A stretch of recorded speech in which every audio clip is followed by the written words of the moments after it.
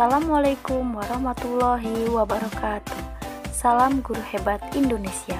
Nama saya Aminatul Afia, unit kerja SDN Karangsentra.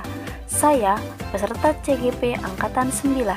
Saya akan memaparkan kesimpulan dan refleksi pemikiran Ki Hajar Dewantara pada modul 1.1 koneksi antar materi.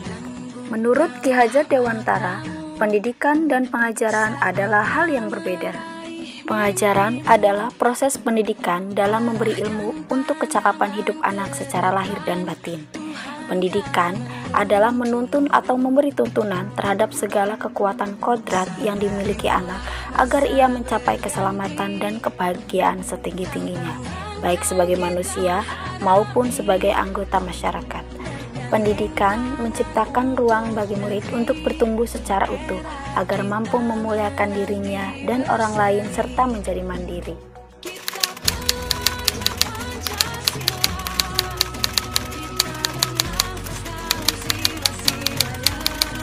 Yang saya percaya tentang murid dan pembelajaran di kelas sebelum saya mempelajari modul 1.1, yang pertama, teacher center. Murid sebagai objek dalam pembelajaran di kelas, di mana mereka harus mengikuti dan mendengarkan penjelasan materi dari guru, melakukan apa yang diperintahkan dan harus dalam kondisi tertib dan tenang. Yang kedua, kertas kosong. Murid datang ke sekolah seperti kertas kosong yang belum memiliki pengetahuan apa-apa dalam dirinya. Di sekolahlah murid mendapatkan banyak pengetahuan dan pembelajaran dari gurunya. Yang ketiga, aspek kognitif hanya transfer materi. Pembelajaran hanya sebagai transfer materi saja. Saya menganggap ketuntasan dalam penyampaian materi lebih penting daripada memahami karakteristik murid. Dan biasanya saya hanya melihat nilai dari aspek kognitif saja. Yang keempat, tuntutan kurikulum. Pembelajaran di kelas harus dilaksanakan sesuai tuntutan kurikulum. Tidak peduli murid telah siap menerima materi lanjutan atau tidak, melainkan cenderung mengejar materi yang harus dituntaskan.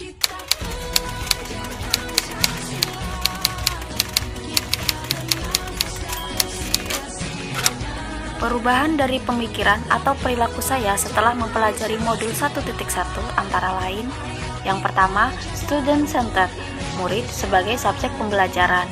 Artinya, murid memiliki kebebasan berekspresi, mengemukakan pendapat, dan berkreasi sesuai dengan metode atau model pembelajaran dan media yang tepat. Selain itu, guru sebagai pamong dalam pembelajaran. Yang kedua, penebalan tinta. Murid merupakan kertas yang masih buram tinta yang tergores di dalamnya. Disinilah peran guru bagaimana menebalkan tinta buram tersebut menjadi tulisan yang jelas terbaca.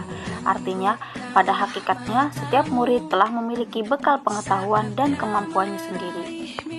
Yang ketiga, pembelajaran holistik.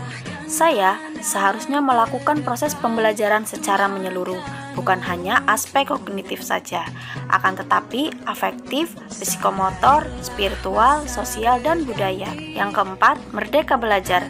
Tidak semua murid memiliki kemampuan dan kecepatan yang sama dalam memahami sesuatu. Guru mengelola pembelajaran sesuai dengan kemampuan dan gaya belajarnya, memberi mereka ruang kreativitas belajar yang berbeda.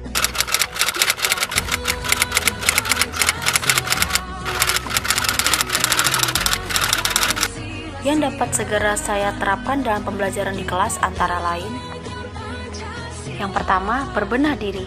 Saya harus membenahi diri mulai dari diri saya bahwa seorang pendidik bertugas hanya menuntun dalam proses tumbuhnya anak.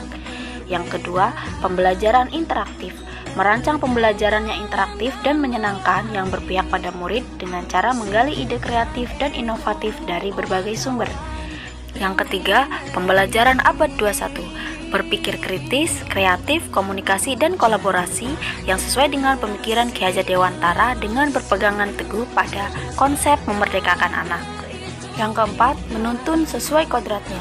Guru menuntun murid sesuai kodrat alam dan kodrat zaman, serta mengenali karakter dan latar belakang murid dengan menjalin komunikasi yang baik, serta melayani setiap kebutuhan belajar murid dengan suci hati dan ikhlas. Yang kelima, evaluasi dan refleksi. Melakukan evaluasi dan refleksi sebagai upaya perbaikan kualitas pendidikan dan pengajaran. Dalam hal ini, untuk mengetahui kekuatan dan kelemahan dari pembelajaran yang dilakukan dan sudah sesuai dengan kebutuhan murid atau tidak. Semoga video ini menginspirasi bagi Bapak Ibu pejuang pendidikan. Salam dan bahagia Bapak Ibu guru penggerak. Wassalamualaikum warahmatullahi wabarakatuh.